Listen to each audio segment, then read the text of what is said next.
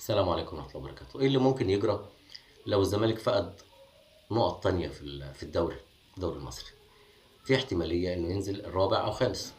يعني خلينا هنتخيل مع بعض، مش تمني والله، بس احنا بفكر معاكم بصوت عالي. ايه اللي ممكن يجرى لو نزل، لو وصل للمركز الخامس؟ لو وصل المركز الخامس هيبقى امله في الكونفدرالية خلاص بيتلاشى. طيب ايه بقى ساعتها هيبقى وضعه في مباراته مع بيراميدز؟ ايه اللي ممكن يجرى؟ مين ممكن يهادي مين؟ مين ممكن يتنازل عشان مين؟ انا مش متصور، ما عنديش تصور للموضوع.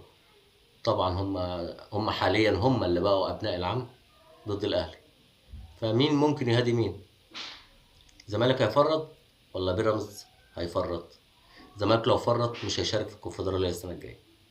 بيراميدز لو فرط ما يضمنش مكر الاهلي، وهو دلوقتي الدوري في ايده، ودي حاجه بقاله زمن بيسعى لها، والدوري دلوقتي خلاص في جيبه.